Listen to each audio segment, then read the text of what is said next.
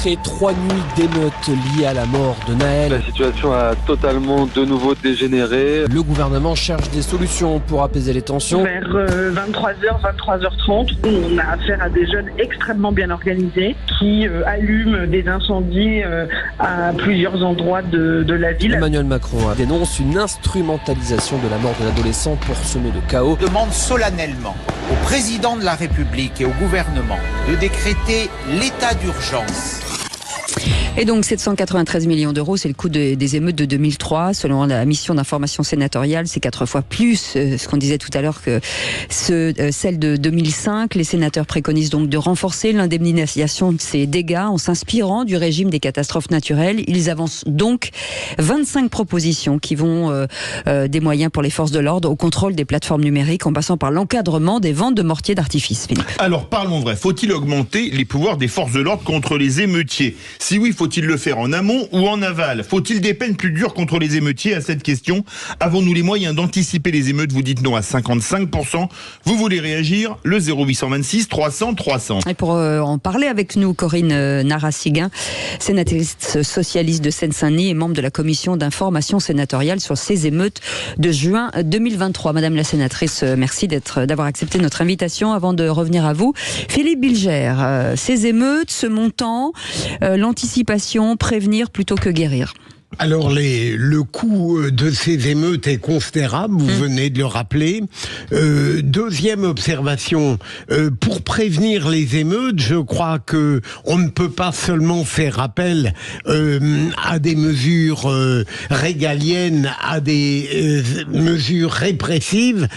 Ça dépend un petit peu de la politique qui est mise en œuvre. Il est évident que si une politique de fermeté intelligente préside au destin de la France, je suppose qu'il y aura moins d'émeutes et donc ce sera une manière de bon sens de les prévenir. Troisième élément, je ne trouve rien dans les propositions qui ont été faites au Sénat qui soit inepte, qui ne soit pas de nature à constituer un progrès.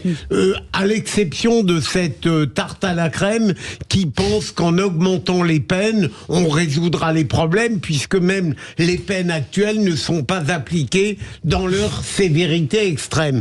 Donc, franchement, la question de Sud Radio, c'est de dire, est-ce que on peut prévenir les émeutes? On peut en tout cas appliquer des mesures telles qu'elles sont proposées et qui me semblent aller dans le bon sens. Françoise Levoix. Vous étiez très bien parti, Philippe Bilger, en disant ça ne peut pas reposer que sur la répression et le régalien. Il faut une politique de fermeté juste, bien sûr. Moi, je suis tout à fait d'accord. Vous savez, il y a bien longtemps que la gauche n'est plus laxiste, parce que je sais bien que c'est cela dont on nous affuble en permanence. Moi, j'ai une grande passion pour l'ordre juste, mais je pense que, puisqu'on est dans l'idée de prévention, et cette question est excellente posée par Cécile et David, eh bien moi, Philippe, pardon, je veux dire par là qu'il y a aussi toute une question sociale. D'abord, les émeutes, elles ont ceci de particulier, c'est que même si on est alerté, on les voit pas arriver. C'est un embrasement. 2005, c'est la droite qui est au pouvoir, mon cher Philippe, ce sont vos amis qui sont au pouvoir. Et ça, rien n'empêche 2005 d'embraser. Là, c'est la mort de Naël. Donc, à un moment donné, ces choses interviennent et rentrent comment dirais-je, en embrasement avec aussi une situation. Je ne vais pas vous faire le coup du laxisme et de l'excuse sociale, mais je pense qu'il y a forcément un volet social à développer. Je redis, vous allez dire que je suis encore une socialiste nostalgique, mais la police de proximité de Lionel Jospin, c'était très important. Je redis qu'en 2017, quand Emmanuel Macron arrive, il sucre tous les emplois aidés. Dans ces emplois aidés, il y a les éducateurs de rue, il y a ces gens qui sont là pour faire de la cohésion, qui sont là pour désamorcer au quotidien et éviter que les cités se transforment en bonbonnières. Voilà. Donc, je ne sais pas quel est si ce rapport, bien sûr qu'ils en ont tenu compte, mais il faut les deux pieds pour marcher, les deux jambes. En tout cas, les chez Nike ou chez Apple, il n'y a rien à voir avec le social, hein, Françoise. Là, non, mais c'est pas le problème. Non, mais il ne faut pas occulter non plus. Mais je n'occulte pas, je dis juste qu'on ne peut pas avoir qu'une répression, expliquer c'est les réseaux sociaux. Il y a aussi en amont une politique sociale à mener qui n'est pas menée dans ces quartiers, point barre, qui ne l'est plus en tout cas. Sébastien Ménard. Il y a effectivement, on l'a déjà dit ici, depuis, on va dire que ça fait 15 ans maintenant qu'on a vu les crédits, notamment en matière de rénovation urbaine, qui ont disparu comme peau de chagrin. Voilà, donc sociologue, j'ai envie de dire que la rue donne beaucoup quand même. Mais beaucoup moins ça repart un petit peu, mais la réalité c'est que il s'est pas passé grand chose. Ces dernières années. Voilà, je suis pas l'avocat de Jean-Louis Borloo, mais enfin il a quand même pas mal disserté là-dessus. On lui en a d'ailleurs beaucoup voulu. Et son rapport était excellent. Ce qui explique aussi une partie de sa disgrâce politique. Injuste. Voilà, donc il y a effectivement une vraie problématique qui consiste à remettre au niveau de manière régulière, je dirais, le cadre de vie dans ces quartiers.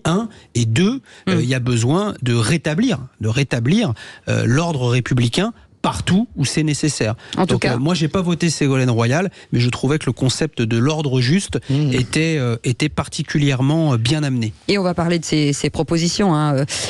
Corinne Narassiguin, merci d'être avec nous, sénatrice socialiste Seine-Saint-Denis, membre de cette commission d'information. Le constat est forcément sévère, d'où ces 25 propositions.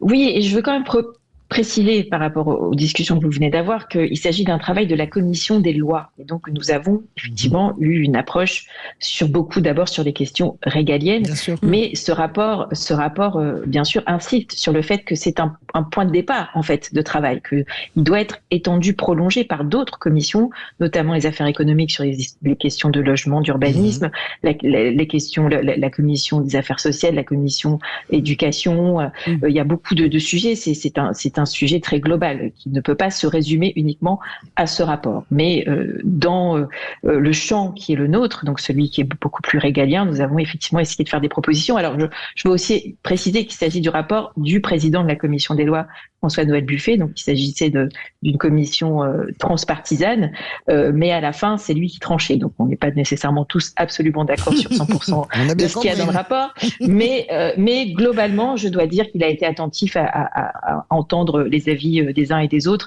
et qu'il y a quand même un consensus assez large sur ce qui est proposé. Philippe Bilger veut agir. Madame la sénatrice, très souvent, lorsque il y a une confrontation entre les répressifs, si j'ose dire, et ceux qui préfèrent la prévention, on oublie, me semble-t-il, que la prévention est une très bonne chose, mais qu'elle ne fonctionne que sur un temps très long, alors que la répression doit s'appliquer immédiatement. Est-ce que vous êtes attentive à ce duo qui, en général, fonctionne assez mal?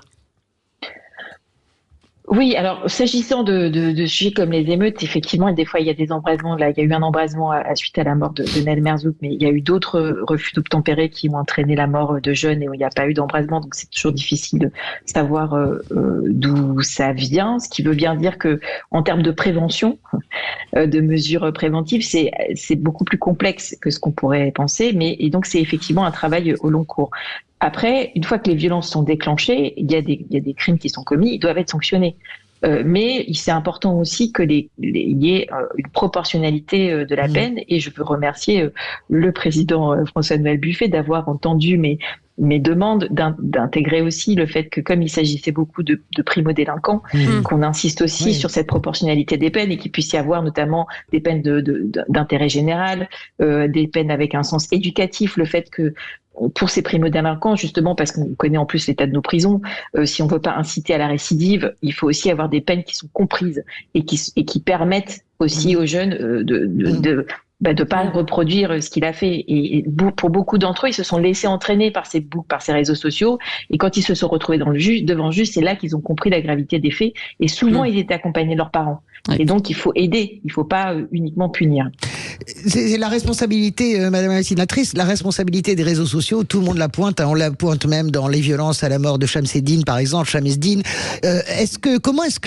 Chamseddine, quels sont vos moyens en réalité dans ce rapport pour arriver à prévenir justement et à anticiper par rapport aux réseaux sociaux et notamment les messageries cryptées?